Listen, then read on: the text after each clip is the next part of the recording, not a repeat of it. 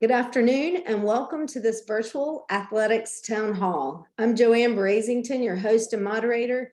This event is supported by the Offices of Marketing and Communications and Information Technology Services, with special thanks to Martin Agner and Kay Foster for their technical expertise. Joining me are panelists Dr. Nayef Samhat, President, Richard Johnson, Director of Athletics, Elizabeth Rabb, Deputy Director of Athletics and Senior Woman Administrator, Jimmy Garrity, Head Women's Basketball Coach, Dwight Perry, Head Men's Basketball Coach, Lindsay Roos, Head Volleyball Coach, Shawn Watson, Head Football Coach, and Sam Keenan, Assistant Athletics Director for Compliance. This webinar will last no more than an hour. If you cannot stay for the event, we'll post a recording online. We've had a number of questions, and because some of them deal with the exact same topics, they've been combined. Some questions will be answered during the presentation, others will be posed at the end. The chat is closed during the event, but the Q&A feature will remain open.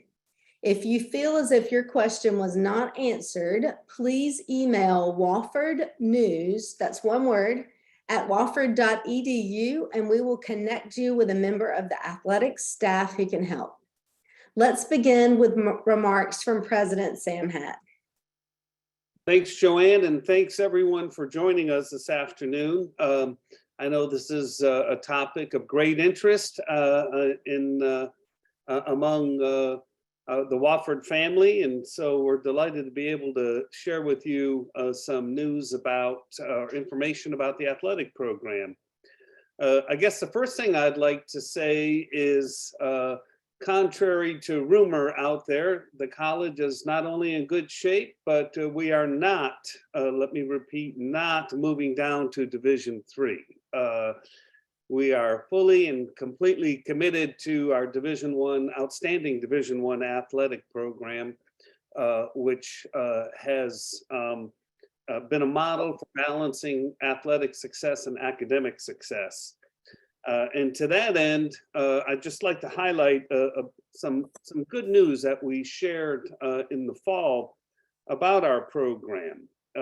For example, last year we had an all-time record of 247 Terrier student athletes who earned inclusion on the academic honor roll. We had 65 Wofford student athletes earn the Commissioner's Medal with a GPA of 3.8 or higher, with 18 student athletes maintaining a 4.0 GPA. 56 Wofford student athletes were included in last spring's academic all-conference teams, which is the second most in school history.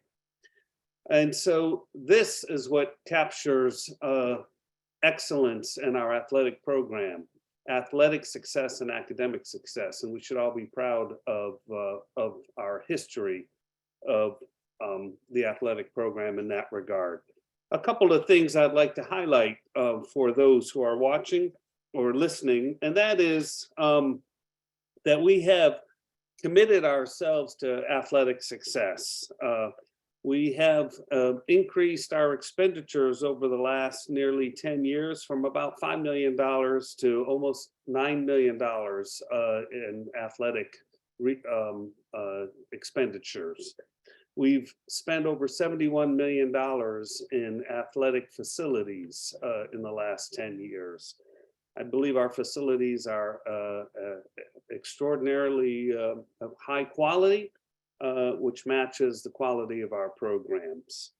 One of the things I would share with the audience is that, in fact, while our overall athletic budget is not at the top of our SoCon and other peers, I will say that our cost or athletic expenditures per student is one of the highest in the conference.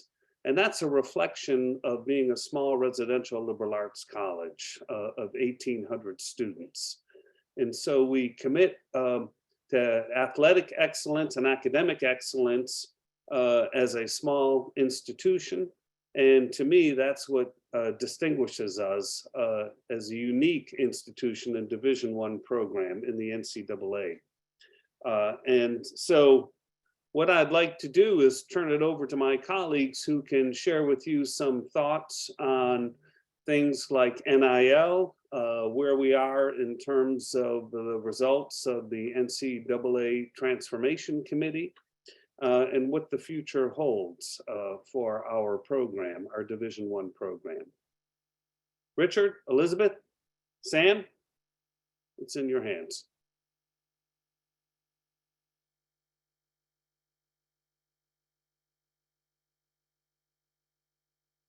Richard, you're muted. You go. That would be good, Nayef. Thank you. I apologize for that. I want to give you just a quick how we got to where we are. This is a historic and really unprecedented time in college athletics. All this came about by a lot of court rulings. Most recently, what drove a lot of this, the Transformation Committee. The NCAA was spending upwards of $50 million in legal fees annually. We were losing 9-0 in the Supreme Court, and the Supreme Court doesn't agree on anything, and let alone 9-0. And so the Transformation Committee came about as to transform college athletics, chaired by Greg Sankey, who's the SEC commissioner, and Julie Cromer, who is the AD at Ohio University. They published in January, late December, January, report and recommendations. Those recommendations were approved by the Division I Board of Directors. But now it comes to the hard part. What does all that mean? Because these were principles.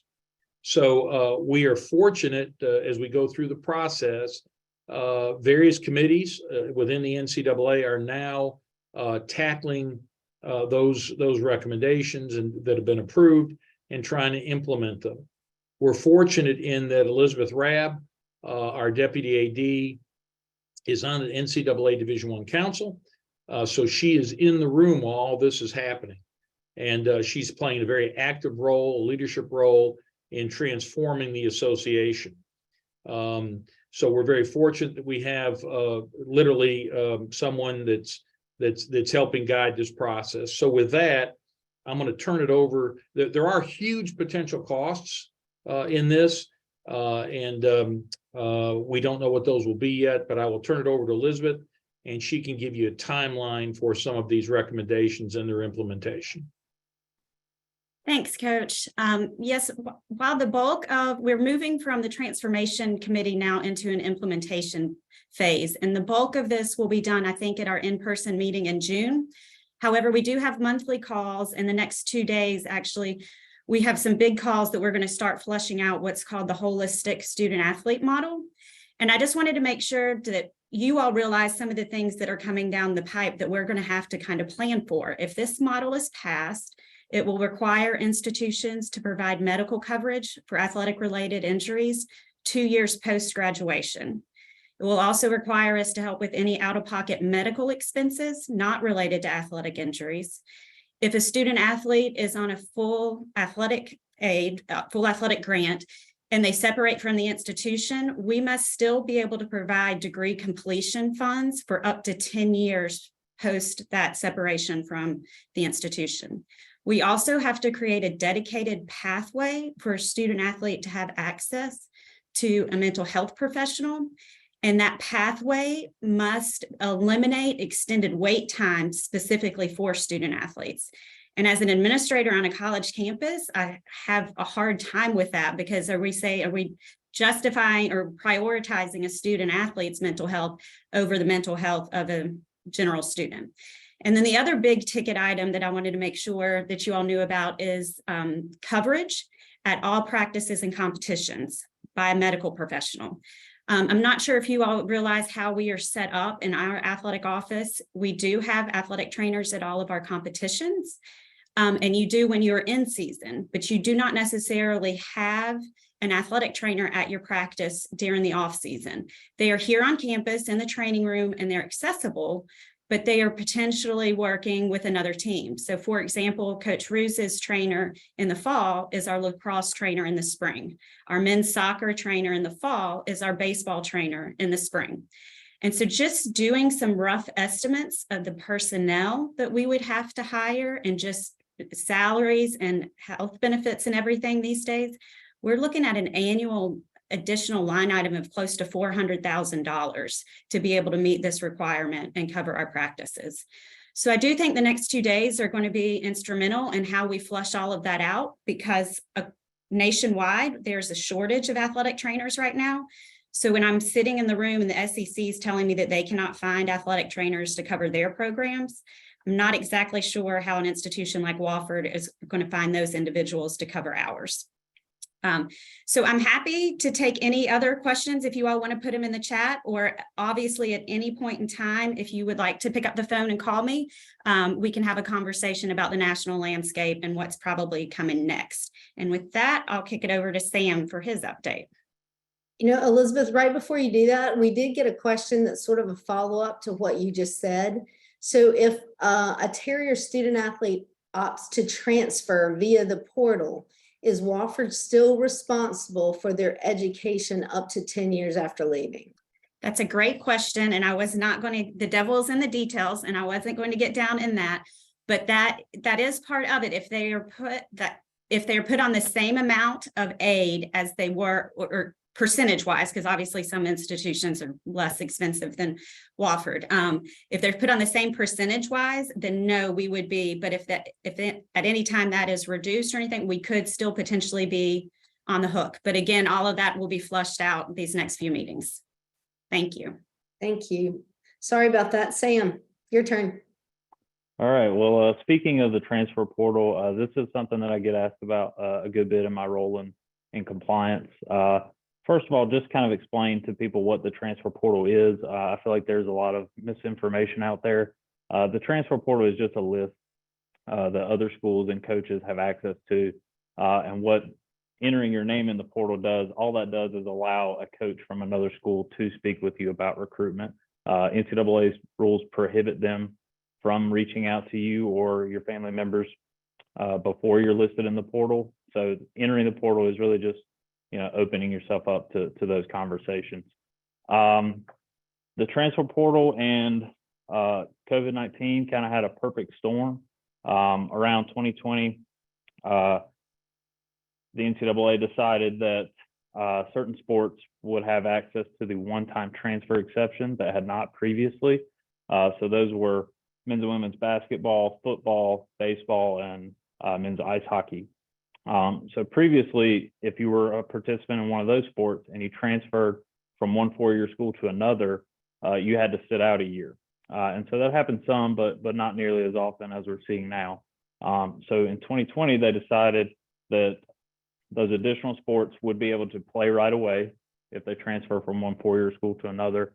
And so that coincided with the COVID blanket waivers, where spring sports in 2020, fall sports in 2020 as well, and then winter sports for the 2021 season received an additional season of competition by the NCAA. So what that meant was students who had not previously had access to the one-time transfer exception now had an additional year, and they could play right away at the next school. So we saw a huge increase in the number of transfers then across the country. You know, you had students who graduated from one school and had an extra season given to them by the NCAA, and so they went somewhere else and used it. Currently, spring sports seniors are the last class that will have that COVID blanket waiver, and then fall and winter sport juniors, so they'll be seniors next year, will be the last class. So we do expect the transfer portal to kind of wind down a little bit, to start to regulate itself a little more once that COVID year has gone through the cycle. It's a lot easier to, you're a lot more attractive as a transfer when you have 3 seasons left and you've already played 2, than if you've been in school for 2 years and you only have 2 seasons left. So again, we anticipate that to slow down a little bit. Another new thing this year that will kind of regulate some of the transfer portal stuff is transfer windows. So that started this fall. So now if you are a scholarship student athlete, you can only enter the portal and have access to the one-time transfer exception during certain times of year. So that's typically 45 to 60 days after the conclusion of your team's season. So that kind of gives us a timeline to look at to know, okay, if they haven't gone in after this date, they're not very likely to go in. And then we kind of know who is in the portal and who is not at that point. So we're still kind of going through that since this is the first year of it. But again, hopefully this will provide a little more structure, a little more winding down of the transfer portal going forward. Just some numbers. So based on 2021 and 21-22 academic years, men's and women's basketball student athletes who received aid at their first school had about a 70% chance of getting a scholarship at the next school. FCS football, which is what Wofford plays in, the football championship subdivision. If you had a scholarship at your FCS school, you had about a 37% chance of getting a scholarship at the next school. So not great odds there. FBS, so the bowl subdivision, about a 64% chance. And then all the other sports kind of averaged around a 40% chance of earning a scholarship at your next school. So because the transfer portal was so flooded, it was a lot harder to find a spot somewhere else. So again, I think people are starting to realize, hey, maybe the grass isn't always greener. I might lose access to a scholarship by entering the transfer portal. So again, we do expect that to kind of self-regulate a little bit. For Wofford in particular, currently we have 53 student athletes in the transfer portal. However, 34 of those are graduate transfers. And again, Wofford doesn't have graduate programs, so we can't really blame them for earning their degree here and then moving on to further their education.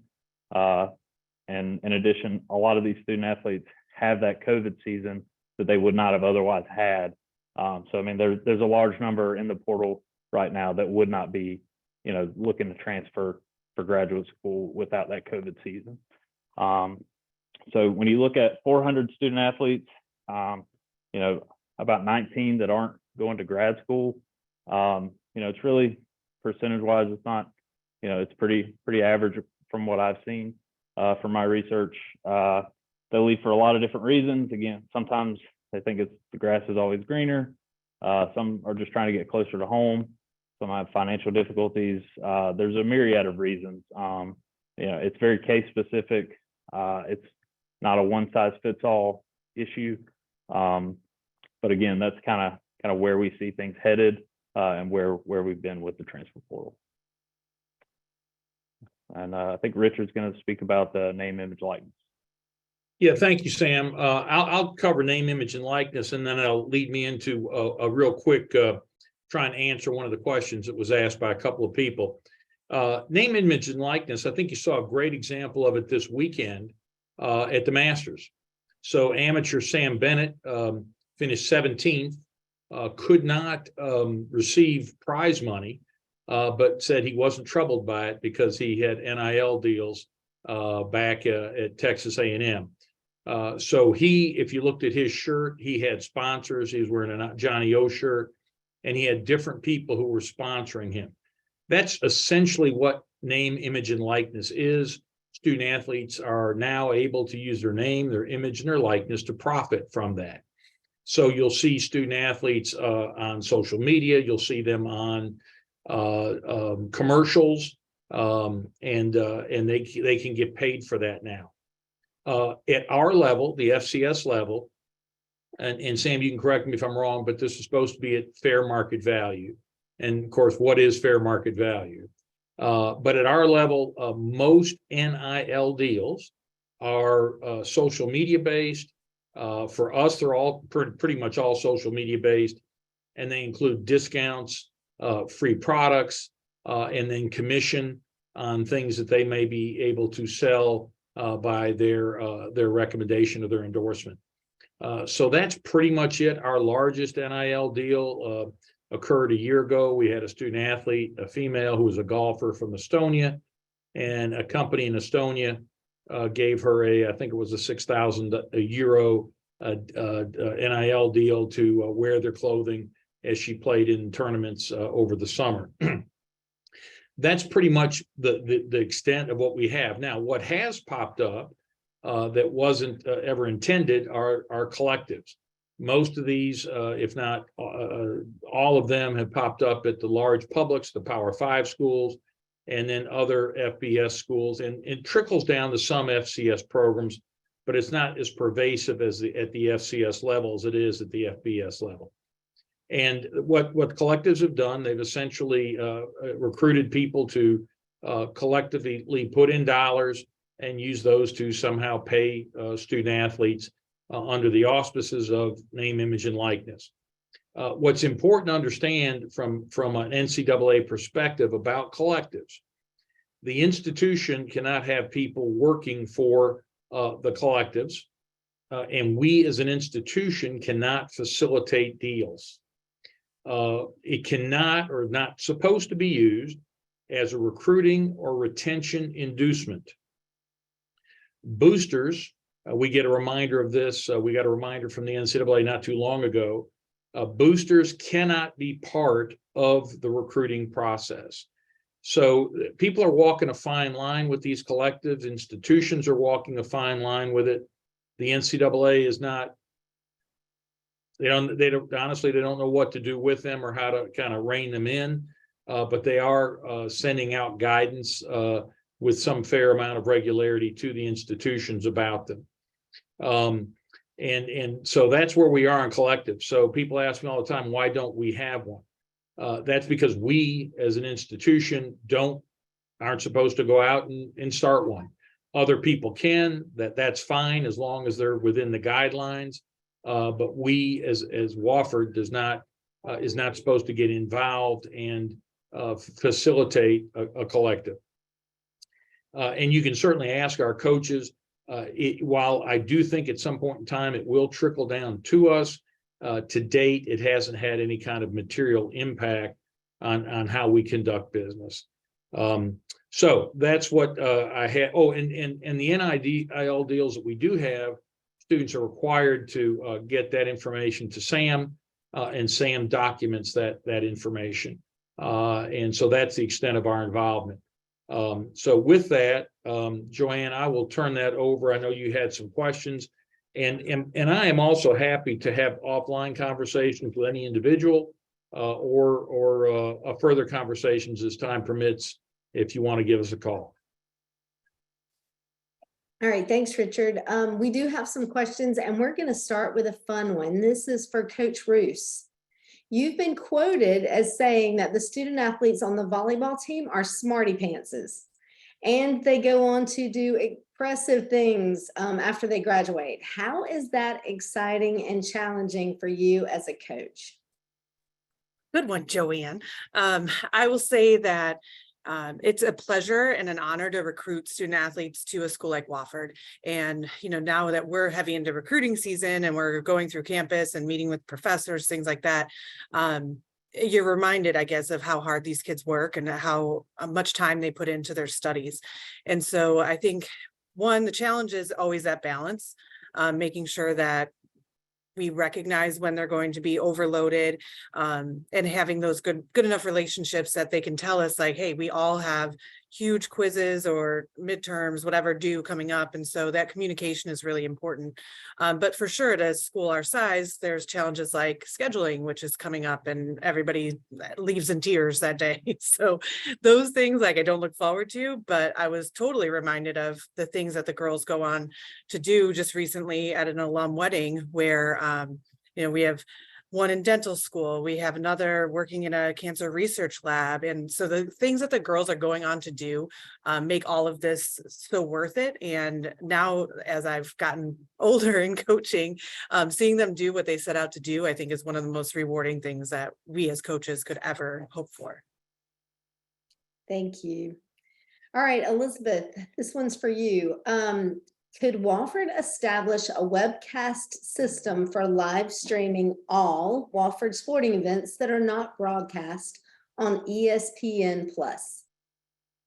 Oh, sure. Great question. And first of all, please know that we would love to be able to stream all of our athletic contest for everyone. There's a lot in play to that. Again, it goes back to personnel and equipment.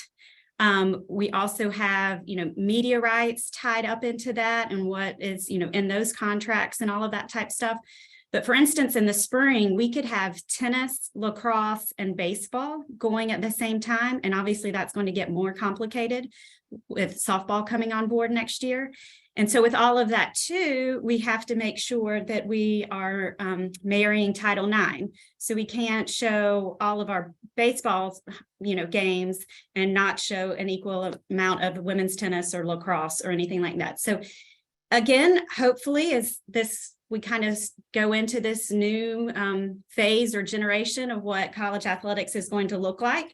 And we can, take care again to provide a championship experience and the health and well-being of our student athletes and their education. Then we can hopefully maybe, venture into that next step of adding, personnel and equipment to make sure that we can make that happen. If I may add to that, so the Southern Conference has an agreement with ESPN, and all of our events are on ESPN Plus, and they have the rights to that. They've bought those media rights. And then also there's our media rights partner, Peak Sports. And then when we go play out of conference, for example, a Colonial team, they have an agreement with Flow Sports. So in order to watch one of our games versus a Colonial team on the road, they have the rights to broadcast that, and you would have to watch it. You'd have to do a subscription to Flow Sports. So those are some of the difficulties in doing what the questioner asked. Okay, thank you. All right, this question was posed to both Coach Garrity and Coach Perry. All right, what's the outlook for men's and women's teams next year? How many do you have returning? Do you have any students in the transfer portal? And you can You want me to go first? I'll go first. So, yeah, so, each year, every team is different, so I think what you want to do as a program is have the success that you had from the year before and build upon that success. And I think that's what happened to this year's team. Southern Conference champions, first time in school history was just fantastic. But that all was, led on by the previous season that we had and the success that we had both on and off the court. So it's important that, during the summertime and the fall preseason, that your teams come together. And so like, I can remember thinking about last year's team or this past year's team, like, man, I don't know if we're going to be as good or win as many games as the previous year, but I really like them. And the reason why I really liked them is because they cared for each other on and off the court. They were friends, and we were a really together team. And I think that just helped us out on the court. And so you hope to build those relationships over the summer and during the preseason fall, and we'll see what happens. But I really like our chances. We have 7 returners. We do return sophomore Rachel Rose, who was SoCon Player of the Year. Just a fantastic player addition to our program, and a great student and a member of this college. So we have 4 seniors, and a couple of sophomores, and then we'll have some new ones coming in as freshmen and probably a transfer or 2 here to be determined. But I really like our team. I think they're working hard right now in the postseason. And so again, if we can come together off the court and care for one another and play for each other, I think we got a really good chance. All right, thank you, Jimmy. Dwight? Yeah, to piggyback off Coach Garrity, I think the offseason is an exciting time, right? Especially for a coach and for the coaching staff, because once you get into the season, right, everyone sees obviously that is the team that they're able to see on a daily basis. But with coaches, right, what you're building and what ends up showing and taking place and manifesting itself during the season, all that work really goes into it right now in the off season. And for us as a basketball program, as a winter sport, that's going to be the spring and summer. And so it's an exciting time. to Sam's point earlier, we have a couple guys, BJ Mack and Messiah Jones, both of those guys, right, have gotten their degree. They'll earn their degree this spring. And so they're able to use that additional year with COVID since the school doesn't offer graduate school. So, happy for them to attain a Wofford degree and earn that. And then, only losing one of our main core guys this spring, but we return a really good core, a group of guys that are a mixture of young and some experienced guys, with all of them, right, being able to take their warts, but also, right, grow through this whole season. We were one of the younger teams in Division I basketball. And I think out of the top 20 or the bottom 20, depending on how you view it, youngest teams, I think the average win total for those teams was 6. And our team won 17 games. And so the exciting thing is we get to now build off that. And to Coach Garrity's point, we get to use this spring and summer to springboard right into this next season, that when you combine some of the guys, we'll be able to add to that group. We bring back 8 guys. We'll be able to add some guys via the transfer portal that are right type of guys for Wofford or high school, that, again, regardless of whether it's high school or transfers, having kids that are really bought in or excited about being at Wofford, right? And they're going to really lean into the Wofford experience. It makes for a really exciting time in basketball that, I think myself and the rest of the staff is really looking forward to. Okay, thanks, Dwight. All right, Sam, if there are rules infractions, what is Wofford's responsibility? How does that process work from an NCAA perspective? And I know that some of you out there will notice that these questions have changed a little bit, but we can't talk about personnel. So these are, this is the way for you to get your answer here. So. Thanks, Joanne. Yes, so we have an NCAA obligation to self-report any and all violations. There's a few of those, typically minor ones every year. The way the rules are written, it's almost impossible not to sometimes. But vast majority of the time, those are inadvertent, and that's how we describe them to the NCAA. Part of that obligation is that we attest that we are self-reporting annually, that we are doing everything that we're supposed to. When a violation does occur, we go through our fact-finding process. We interview all the parties involved. If there's any kind of documentation associated with the particular violation, we gather that. Once we have all of the facts in place, we'll do some research for case precedent to see kind of how similar violations have been addressed by the NCAA in the past, to see kind of maybe what a similar penalty structure was. And then we self-impose penalties based on that. Once we have all of that information together, we submit that to the NCAA. The NCAA enforcement staff will then review it. The timing of that can depend on the violation. It can, be very, very different based on what the facts are. If the NCAA has any follow-up questions, they'll come back with those. If they want to do their own fact finding or interviewing, they'll handle all of that process with their staff. They'll look at any mitigating or aggravating factors involved. And then they'll kind of give us their response, like, hey, here's what we have, here's what you have. If there's any discrepancies, vast majority of the time, we've done our due diligence, we've done our investigation correctly, and they don't have any, discrepancies to find. After that, they look at their case precedent as well, and then they impose penalties as they see fit based on the legislative rules voted on by the membership. Typically those are a 2-for-1 penalty. So, hey, if you had an extra recruiting visit that you weren't supposed to, and going forward, you would lose 2 as a result of that. So, you lose the advantage that you gain by breaking the rule, and then you have an additional penalty based on that. So that's typically how the NCAA handles those penalties. Again, depending on the nature of the violation, would determine that timeline, but then they come back to us, and then we agree to the penalties, and we move forward, and we do better after that. All right, thanks, Sam. Richard, what type of oversight does the college have over individual coaches? How does the college ensure that appropriate coaching and mentoring of student athletes is taking place?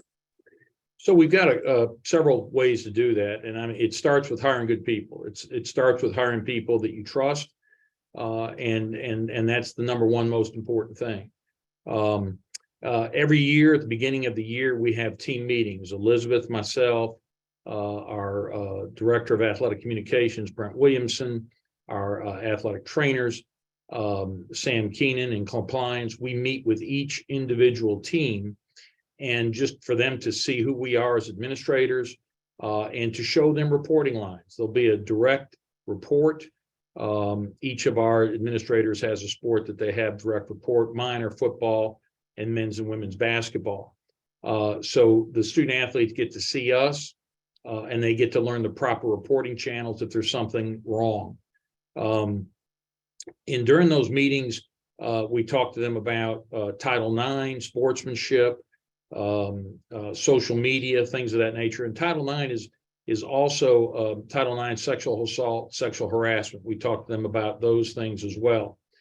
Additionally, during the course of the year, we have CARA logs. These are countable athletically related activities, and you're limited in season to 20 hours a week. And those logs are kept and maintained by the head coach of the respective sports. They're signed off on by student athletes, and those are under the auspices of our compliance office. So we keep track of things that way. Wofford does not have to do this, but we've done this ever since I've been here. We do individual program evaluations that are sent out electronically. These program evaluations are held strictly confidential, and student athletes can report to me any issues that they have with any part of our program. They rank coaches, coaching staff, head coaches, assistants, administrators, equipment, facilities, everything.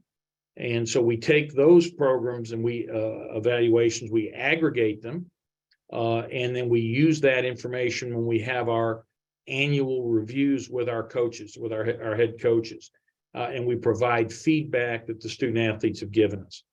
The NCAA also requires us to do senior exit interviews, and so we give all of our graduating seniors an opportunity to evaluate their experience here at Wofford, and their coaches and their programs. And then there's the non or the informal ways that we go about it. And that's our medical team, our trainers, our support staff, our media relations people. They're around the program a lot. They're on the buses or vans with our student athletes. And so we get some informal feedback that way as well. So those are just some of the ways that we try to monitor and oversee our coaches.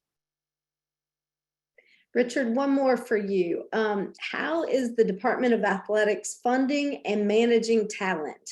Baseball, for example, is one of the college's best performing programs. How are we working to retain coaches? So that's a broad that's a larger answer than a simple one. If you look at historically where baseball has come from, back when we went Division I, we had 4.5 scholarships in baseball of the allotted 11.7. And over the years, based on the college's very carefully planned and executed growth model, we've gone from 1,050 students to our current size of 1,800. With that growth comes additional revenue for the institution, and we are fortunate to share in some of that revenue as part of a department on campus. And so starting about 2015, we were able to take those 4.5 scholarships in baseball and increase them to the NCAA maximum, which is 11.7. And you can really draw a straight line to that moment in time to a steady progression in our one-loss record in baseball. That also has a lot to do with our baseball staff. Our baseball staff is very talented and does a great job. And over the course of that growth, We've also been able to do a better job of compensating our baseball staff, adding a couple of full-time positions. And so while it's not a huge in terms of dollar amount, we've been able to make incremental gains there. So I think that's how we've tried to do it. But I tell all of our coaches when we hire them, I hope you come, I hope you have success, I hope you stay here for 30 years. But that's also probably an unrealistic model because there's people who are going to have far more resources to pay and to provide things that coaches need in terms of recruiting, scholarships, et cetera. And I tell them the second best thing they can do is to come in, do a great job for us, build a program, and then get a great job, and we'll help you get a better job. But we want you to leave us better than you found us. And so that's kind of how we've operated historically. And along the way, I think most of our coaches that we've been able to help out have stayed and done a great job. They've liked it here, and they've had some longevity here. So that's what we're trying to do with baseball. We're also trying to do that with all of our coaches. Great, thanks, Richard. We're going to ask Coach Watson a question, but before that, this is our last pre-submitted question. We have one more in the Q&A. So now is your time if you have other questions to go ahead and put those in. All right, Coach Watson, you've started spring practice. What do you see now that gives you an indication of what the fall season will look like? Well, I see the first thing would be I like the growth that's taken place through our strength and conditioning phase, of winter conditioning. Our offensive line, our defensive line, they look like offensive and defensive lines. They're really beginning to transition, their bodies, and it's been a great plus to have Coach Swift and his staff, which has done an awesome job of, one, putting together a plan, and then two, implementing them, that plan with our guys. We've had a really good winter in terms of, our allotted time. We get, twice a week, we get 30 minutes, segment with them where we can begin to, do some position school work. So that's paid off. Those two phases have really paid off, because what we wanted to do was be ahead in spring ball where we left off. We're doing some new things defensively that we didn't do a year ago. We've changed some things schematically there. So our staff has had a good winter in terms of studying football and implementing, those changes, and then us on offense taking the next step. And when you put it all together, what you see is transpired early after 2 weeks. This will be our third week. We're going into today will be our seventh practice. All those things that have happened, the weight room has showed up on the field. The detailed work that you need in terms of the fundamental execution of the play has showed up because of the position schools. And then also the time now that we're allowed, because now we obviously have a little bit more, we have more meeting time, film study. So you see the growth taking place there. And then, the thing that, I'm probably most pleased with is, the leadership aspect. Our guys have done an excellent job of, buying into each other, buying into, what it means to be a part of Wofford College and the culture here, the tradition that we've inherited from those that came before us. And all those things have added, they've taken a lot of pride in their tradition, and they've also taken a lot of ownership in each other, which is really what, we're about as a staff. We really, we have poured ourselves into them, and they've given us everything back. So I'm really pleased with the progress we've made, especially because our sport is such a strength dominated sport. There's things that you've got to be able to do. You got to move big people. Big people got to move big people. And I really I thought, Coach Swift and staff did a great job with their guys, and we're a better football team because of that up front on both sides of the ball. We look different and we're playing different. And then, I just, the time the guys have spent with us, learning their, craft, and then, the work they put into each other. So I really am pleased with our progress. I think every coach would tell you the same thing. It's a process. But we haven't had a bad practice.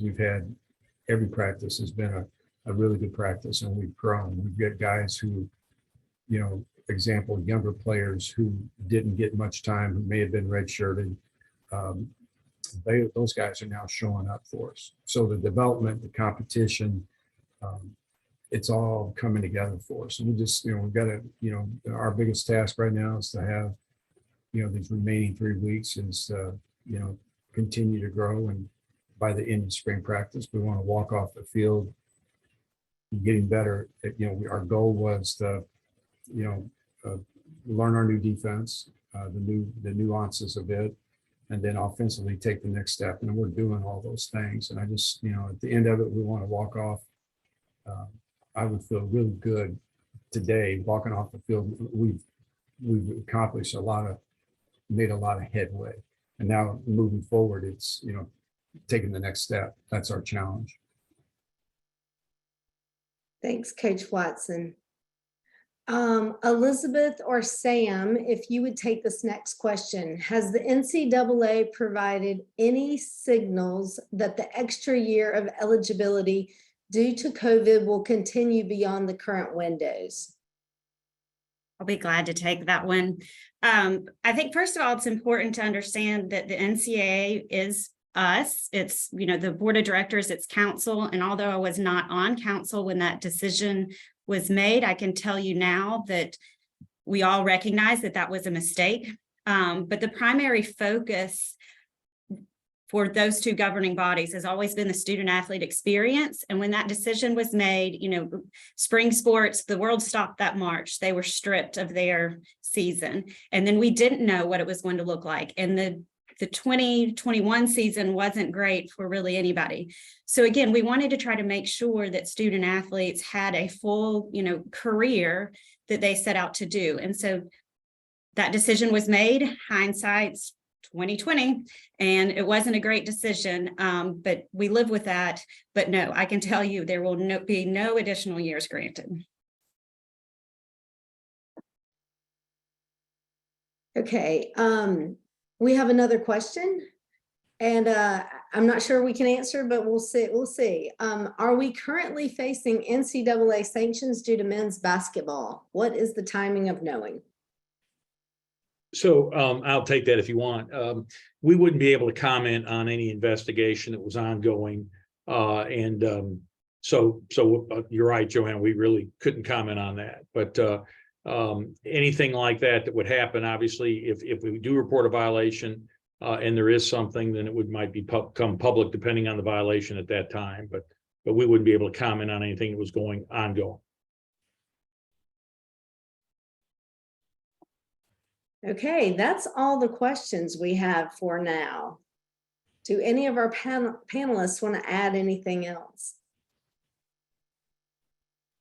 Okay, since that's it, we're going to include a link to the recording in the next issue of the Conquer and Prevail e-newsletter.